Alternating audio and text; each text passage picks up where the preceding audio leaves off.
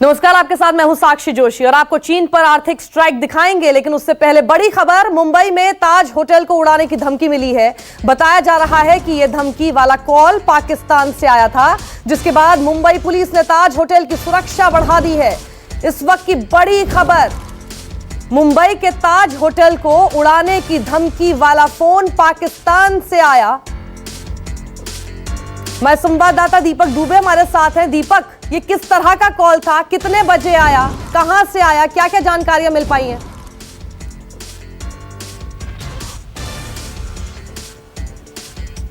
ये कॉल मुंबई के ताज होटल में आया, जो कुलाबा में स्थित है। और दूसरा कॉल आया है मुंबई बांद्रा इलाके में स्थित ताज लाइन कंट्रोल में आया हुआ है। आपको बता दें कि मुंबई पुलिस को जो जांच से पता चला है, अब तक की जो कॉल है वो पाकिस्तान से किया गया था। आपको बता दें, कल कराची में जिस तरह से स्टॉक एक्सचेंज पर आतंकी हमला हुआ था, उसके बाद ये कॉल किया गया है और होटल को उड़ाने की धमकी दी गई है। मुंबई पुलिस ने इस पूरे मामले को गंभीरता से लेते हुए होटल्स की सुरक्षा बढ़ा दी है। वहीं अब सवाल खड़े हो रहा है कि आखिर ये अज्ञात शख्स कौन था। इसके बारे में जानकारी इकट्ठा करनी मुंबई पुलिस ने शुरू कर दी है। उस नंबर की भी जांच कर रही है और उस शख्स की भी खोज कर रही है इस नंबर के द्वारा। लेकिन जो मुंबई पुलिस को अब तक पता चल पाया है कि कॉल जो है वो पाकिस्तान से आया है और आगे की जांच मुंबई पुलिस कर रही है। हालांकि दोनों होटलों की सुरक्षा बढ़ा दी गई है। आपको बता दें, कुलाबा इलाके में स्थित जो ताज होटल है, यहाँ पर इस वक्त जो डॉक्टर्स हैं वो वहाँ पर रुके हुए हैं, क्योंकि वो कोरोना संक्रमण को लेकर लगातार फील्ड पर रहते हैं, तो उन्हें क्या इवैक्यूएशन कराने की जरूरत है दीपक इस वक्त?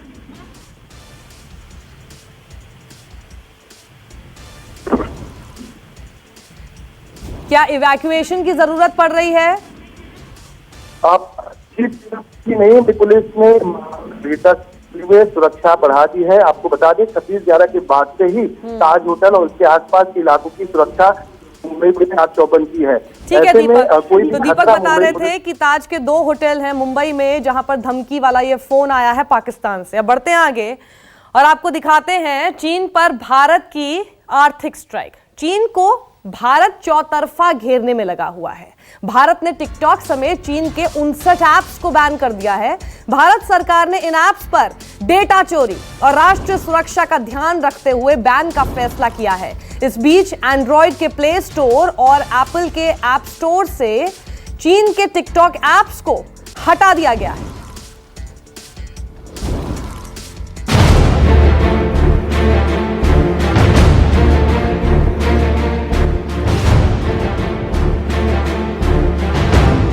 भारत सरकार ने बड़ा फैसला लेते हुए 59 चाइनीज ऐप को बैन कर चीन पर डिजिटल स्ट्राइक कर दिया है।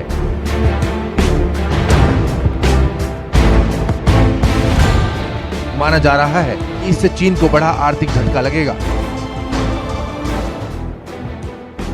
अकेले टिकटॉक के बैन होने से ही कंपनी को करीब 100 करोड़ रुपए का घाटा लगने का अनुमान जताया जा रहा है। भारत में अभी जितने ऐप डाउनलोड होते हैं उसमें से आधे ऐप्स चीन के हैं। अभी मार्च से मई 2020 के बीच जितने भी ऐप डाउनलोड हुए हैं उसमें सबसे ज्यादा डाउनलोड होने वाले चीनी ऐप हैं। TikTok, zoom, hello, you video और यूसी ब्राउजर। हालांकि बैन होने वाले ऐप में जूम ऐप को शामिल नहीं किया गया है। भारत सरकार ने जिन 59 ऐप्स पर बैन लगाया है उनमें सबसे ज्यादा पॉपुलर है टिकटॉक।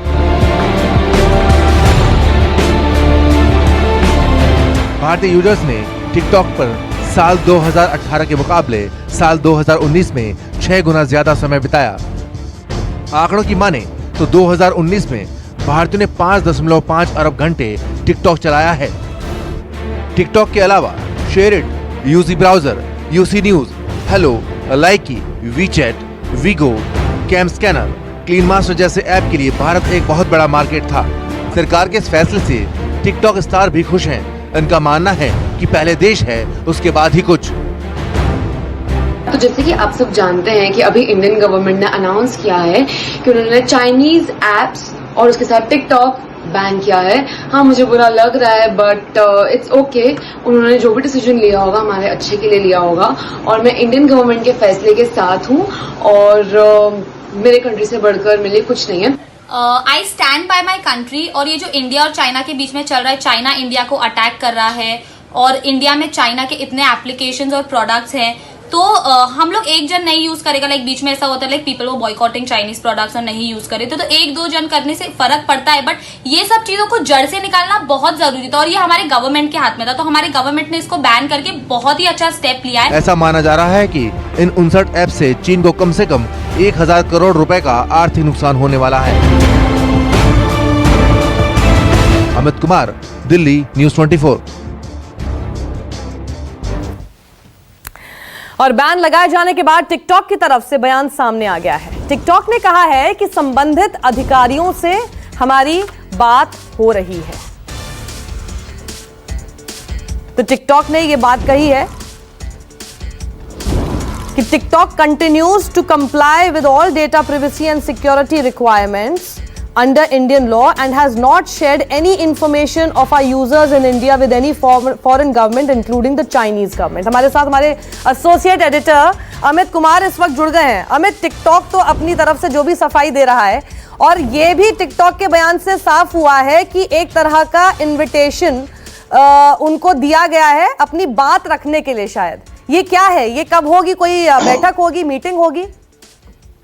नहीं, देखिए, सबसे पहली बात तो जो मंत्रालय की तरफ से जानकारी मिली, थोड़ी देर पहले ही मंत्रालय के अधिकारियों से मेरी बात हुई, उन्होंने साफ तौर पे कहा कि ये अभी परमानेंट बैन नहीं है। जैसा टिकटॉक ने अपने बयान में कहा कि अंतरिम बैन है। जी हाँ, ये अंतरिम बैन है और सबको मौका दिया जाएगा। ऐसा नहीं है कि भारत सरकार ने एक झटके से उठाया और सबको बैन कर दिया। इसको लेकर जैसा कि जब कल प्रेस रिलीज जारी हुई थी, बकायदा उसमें ये कहा गया था कि तमाम जो एजेंसीज है उनके तरफ से थ्रेट आया था। यहां तक कि अगर आपको याद हो तो एप्पल ने भी इस बात को लेकर कहा था कि टिकटॉक से जासूसी हो रही है, टिकटॉक से डेटा लीक हो रहा है और इसको लेकर एप्पल ने भी उठाया था। तो उनको ग्राउंड बनाया गया। होम मिनिस्ट्री की जो साइबर सेल है उसके जरिए तमाम करके बैन किया गया। सरकार का ये कहना है कि हमने जो बैन किया है तो अब कंपनियां आए और कंपनी आकर हमें बताए कि उनका जो पूरा जो सिस्टम है वो कैसे सेफगार्ड के साथ है, कैसे वहां पर डेटा लीक नहीं हो रहा है, डेटा की चोरी नहीं होती है, कोई जो हमारा जो पर्सनल जो इंफॉर्मेशन है वो कहीं लीक नहीं हो रहा है। और दूसरी बात, जो भारत सरकार ने अपने जो बैन करने में कहा था कि कहीं ना कहीं भारत की संप्रभुता और सुरक्षा को लेकर खतरा है, तो ये भी उनको प्रूफ करना होगा कि भारत की सुरक्षा संप्रभुता को टिकटॉक से या दूसरे जो 59 ऐप है उससे कोई किसी भी तरह का खतरा नहीं है। जो भारत की जो एजेंसीज है वो उनके सर्वर को चेक करेगी, तमाम चीजों को चेक करेगी और एक सर्टेन टाइम के बाद या जब भी ये प्रक्रिया पूरी होती है, इसके बाद अगर जो भी ऐप क्लीन होकर निकलता है या फिर उससे कोई इस तरह की चीजें नहीं पाई जाती है तो उसे फिर रीइंस्टॉल किया जाएगा। तो ये कोई परमानेंट नहीं है और इसीलिए एक वक्त लगेगा क्योंकि इसकी जांच होगी। बाकायदा वो लोग यहाँ पर काम कर रहे थे, तो फिलहाल के लिए कहा गया है कि अभी बैन है, लेकिन आप अपने आप को प्रूव करिए कि आप सही हैं, आप में कोई गड़बड़ियां नहीं है। जैसा कि टिकटॉक ने कहा है कि हमने कोई लीक नहीं किया है, तो इसको प्रूव करना पड़ेगा। और अगर इंडियन एजेंसीज, ठीक है, तो 2 पॉइंट्स मेजर हैं जो कि मैं दर्शकों को एक बार फिर बता दूं कि ये अंतरिम फैसला है अभी, यानी इंटरिम, जो कि अभी टिकटॉक ने भी अपने बयान में जिसका जिक्र किया है, यानी परमानेंट फैसला नहीं है सरकार की तरफ से। अभी बैन जरूर किया गया है, जो आपने देखा कि प्ले स्टोर से, ऐप स्टोर से ये हट गया है। इसलिए हटा है कि पहले अभी मौका दिया जाएगा गवर्नमेंट रिप्रेजेंटेटिव्स द्वारा कि टिकटॉक की तरफ से जो भी आके बात करना चाहते हैं, जो उन पर आरोप है, उसको पहले खारिज करने के लिए सबूत के साथ आए। उनको मौका दिया जाएगा बाकायदा अपनी बात रखने का। हमारे साथ इस वक्त मेहमानों का पैनल भी मौजूद है, मैं उनको जरा इंट्रोडक्शन करा देती हूं। Major general retired Ashwini Siwach साहब हमारे साथ जुड़ चुके हैं। स्वागत है सर आपका, गुड मॉर्निंग। साइबर एक्सपर्ट पवन दुग्गल थोड़ी देर में हमारे साथ मौजूद रहेंगे और फाइनेंशियल एक्सपर्ट शरद कोहली हमारे साथ इस वक्त हैं। आप सभी का मैं रुख करूं उससे पहले मैं जरा एक और बड़ी खबर बता दूं कि मोदी सरकार ने कल ही चीन के 59 ऐप को बैन तो किया है। इस बीच कांग्रेस सांसद राहुल गांधी ने मोदी सरकार पर निशाना साधा है। उन्होंने बीजेपी की कथनी और करनी में फर्क है ये कहा।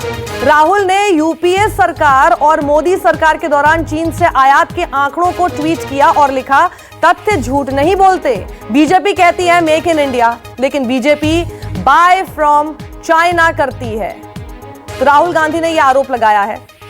हमारे पॉलिटिकल एडिटर रमन कुमार हमारे साथ जुड़ गए हैं। रमन, राहुल गांधी अब सीधा वो जो आंकड़े कुछ दिन पहले से आ रहे थे आर्थिक स्ट्राइक के नाम पर कि आखिर इतने 6 साल में ये आयात कैसे बढ़ गया चीन से, उस इशू को लेकर आए हैं। साक्षी, जिस बात पे आप चर्चा कर रही थी अमित के साथ में, जो सरकार की तरफ से बैन लगाया गया है, उसी को ध्यान में रखते हुए राहुल गांधी का ये ये ट्वीट है, क्योंकि अभी अगर ये निर्णय क्यों करना पड़ रहा है, क्योंकि हमारे 20 जवान शहीद हुए, सीमा पर तनातनी चल रही है। सरकार का कहना है कि हमारी जमीन पर चीन ने कब्जा नहीं किया है, लेकिन विपक्षी दल सभी कह रहे हैं और जो सैटेलाइट इमेज आ रहे हैं उससे ऐसा लग रहा है कि कुछ न कुछ हमारी जमीन पे चीन की सेना मौजूद है।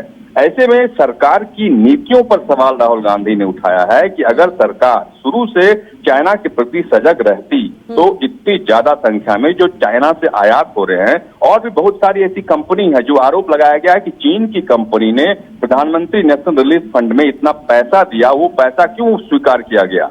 तो अगर बात चाइना से होगी तो इन तमाम बातों को सामने रखना पड़ेगा और निर्णय करना पड़ेगा, ये कहना है राहुल गांधी का। ठीक है रमन, शुक्रिया हमारे साथ जुड़ने के लिए। और वो भी हमने आपको दिखाया ट्वीट जो कि राहुल गांधी ने किया, और साथ ही ग्राफ भी उन्होंने दिखाया कि मनमोहन सिंह की सरकार के समय, ये देखिए, और साथ ही बीजेपी एनडीए की सरकार के समय किस तरह से बाय फ्रॉम चाइना का जो ग्राफ है वो बढ़ता ही चला गया पिछले 6 साल में। ये राहुल गांधी ने ट्वीट करके सामने रखा है।